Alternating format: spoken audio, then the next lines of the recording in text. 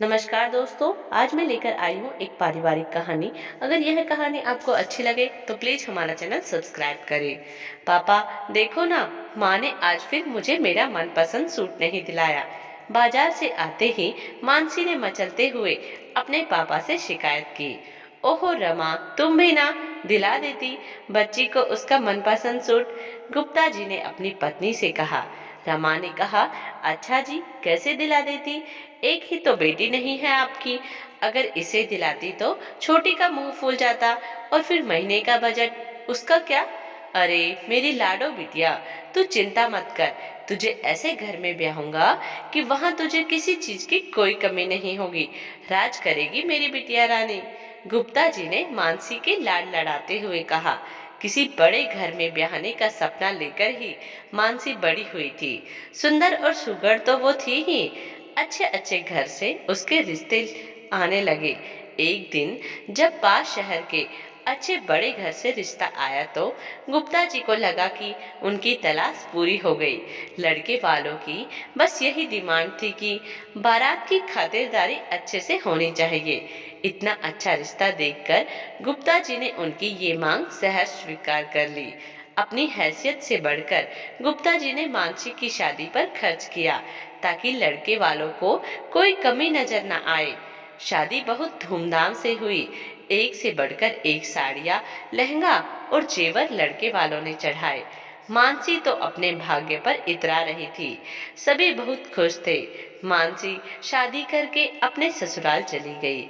इतना आलीशान बंगला, गाड़ियाँ, सब कुछ तो था वहाँ। ससुराल में कदम रखते ही द्वार छेकाई पर ननद ने नेक मांगा। मानसी ने अपने पर्स से 1100 रुपए का लिफाफा निकालकर दे दिया। ननद ने नाक बो सिकोड़कर सास से कहा, ये क्या माँ, हमारी क्या इतनी ही औकात है?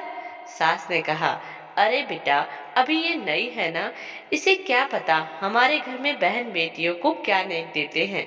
तू आ, मैं अपनी लाडो को सोने के झुमके दूंगी।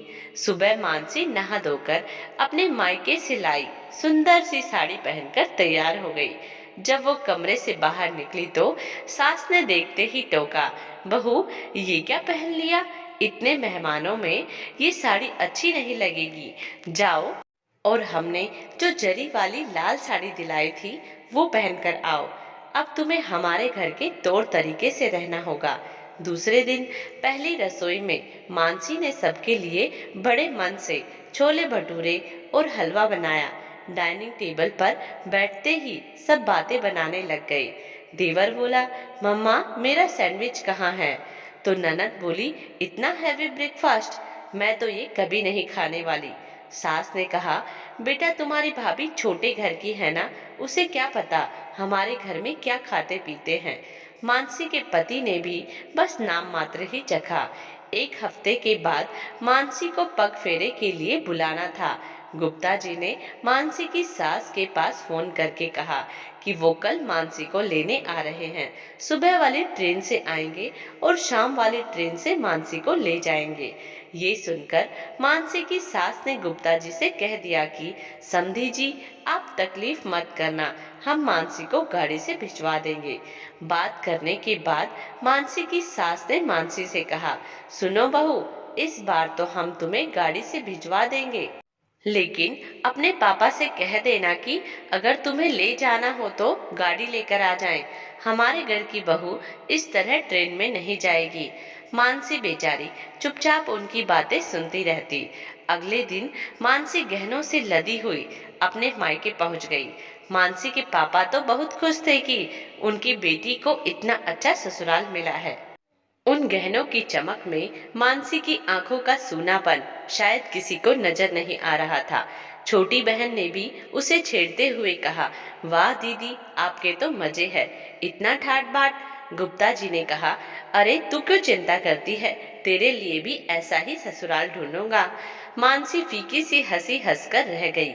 अगले दिन दामाद बाबू मानसी को लेने आ गए। खूब खातिरदारी की उनकी। जाते समय गुप्ता जी ने दामाद से कहा, दामाद बाबू, अगर कोई अच्छा रिश्ता हो तो हमारी छोटी बिटिया के लिए भी बताना। ये सुनकर मानसी ने अपने आंसू छिपाते हुए कहा, पापा, अगर हो सके तो अपनी दूसरी बेटी को बड़े घर में नहीं, बराबरी के घर में ब्याहना, जिससे उसे और उसके परिवार को भी बराबरी का सम्मान मिल सके। मानसी तो अपने ससुराल लौट गई, लेकिन उसकी इस बात ने गुप्ता जी को सोचने पर मजबूर कर दिया कि कहीं उन्होंने बड़े घर में बेटी ब्याह कर कोई गलती तो नहीं कर दी। दोस्तों, यह कहानी आपको कैसी लगी? प्लीज कमेंट्स बॉक्स में जरूर बताएं।